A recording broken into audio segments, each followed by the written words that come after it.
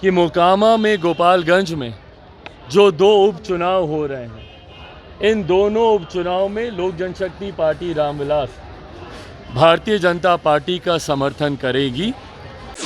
मुख्यमंत्री जी के साथ जाना या कोई भी ऐसा निर्णय लेना जो मुख्यमंत्री जी की ताकत को बढ़ाता है, वो संभव नहीं है। जिस मजबूती के साथ वो बिहार को बर्बाद कर रहे हैं, वो मजबूती उनको प्रदान है। और आज नमस्कार, आप बिहार इन शॉर्ट्स देख रहे हैं। मैं हूं परमवीर सिंह। देखिए, चिराग पासवान ने कल देश के गृह मंत्री अमित शाह से मुलाकात की है और मुलाकात करने के बाद आज वो पटना पहुंचे हैं। पटना पहुंचकर चिराग पासवान ने बड़ा बयान दिया है।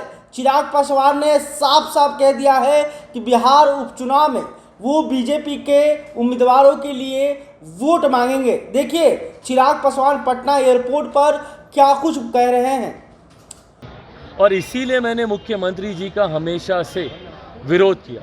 2020 का चुनाव मैंने उनके विरोध में ही लड़ा और इस बात को भी मैंने पहले से ही स्पष्ट किया था कि मुख्यमंत्री जी के साथ जाना या कोई भी ऐसा निर्णय लेना जो मुख्यमंत्री जी की ताकत को बढ़ाता है, वो संभव नहीं है। माना जाए कि 2020 का चुनाव, भाई मैं स्पष्ट कर ही रहा हूँ, 2020 का चुनाव भी मैंने अकेले लड़ा ताकि मुख्यमंत्री नीतीश कुमार जी जिस मजबूती के साथ वो बिहार को बर्बाद कर रहे हैं, वो मजबूती उनको प्रदान है। और आज भी लोक जनशक्ति पार्टी रामविलास ने ये फैसला लिया है कि मोकामा में गोपालगंज में जो दो उपचुनाव हो रहे हैं, इन दोनों उपचुनाव में लोक जनशक्ति पार्टी रामविलास भारतीय जनता पार्टी का समर्थन करेगी।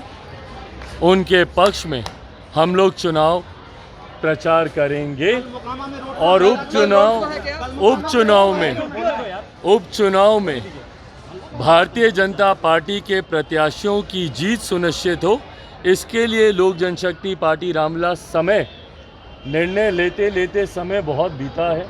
आप सब जानते हैं कि एक लंबे समय से ये बातचीत चल रही थी। आज से नहीं, लंबे समय से मेरी नित्यानंद राय जी से, केंद्रीय गृह राज्य मंत्री, उनसे बातचीत चल रही थी। भाजपा के कई शीर्ष नेताओं से बातचीत चल रही थी। कल रात एक लंबी मुलाकात मेरी केंद्रीय गृह मंत्री आदरणीय अमित शाह जी से मेरी एक लंबी मुलाकात हुई। तमाम बिंदुओं थे जिनके ऊपर चर्चा होनी ज़रूरी थी। बहरहाल ये चर्चा अभी आने वाले समय में और जारी रहेगी। आने वाले समय में एक बार ये छठ पर्व और उपचुनाव बीतता है तो अगले महीने पुनः अमित शाह जी से और भारत के प्रधानमंत्री आदरणीय नरेंद्र मोदी जी से भी मुलाकात होनी है और बाकी के जो विषय हैं उस पर भी चर्चा होनी है।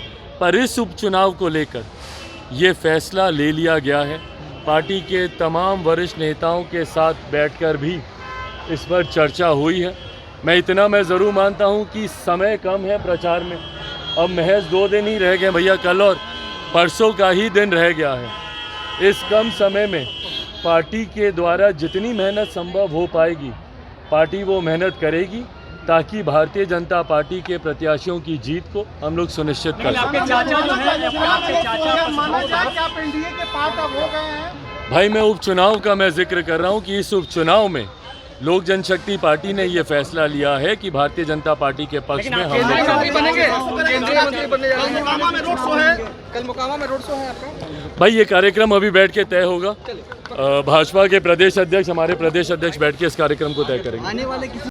तो आपने सुना कि चिराग पासवान ने साफ साफ बता दिया कि लोजपा रामविलास पार्टी जी जो है बीजेपी के उम्मीदवारों के लिए प्रचार करेगी और उनके पक्ष में वोट मांगेंगी। चिराग पासवान ने यह भी बताया कि आज जो है फैसला होगा कि कल वो चुनाव प्रचार करने के लिए मोकामा जाएंगे या नहीं जाएंगे।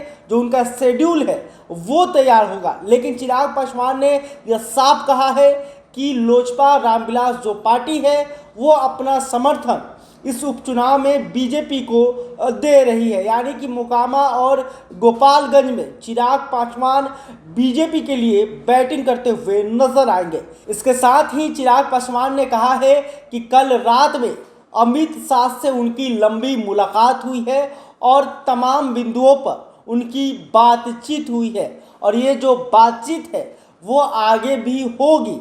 इसके साथ उन्होंने ये भी कहा कि प्रधानमंत्री नरेंद्र मोदी और गृह मंत्री अमित शाह से अगले महीने उनकी मुलाकात होने वाली है। कुछ बिंदुओं पर जब फाइनल हो जाएगा उसके बाद वो बिहार एनडीए में शामिल हो जाएंगे। तो इस वक्त की यह बड़ी खबर है कि चिराग पासवान जो है बीजेपी के लिए मोकामा और गोपालगंज में चुनाव प्रचार करेंगे। बहरहाल अभी तक आपने हमारे चैनल को सब्सक्राइब नहीं किया तुरंत कर ले।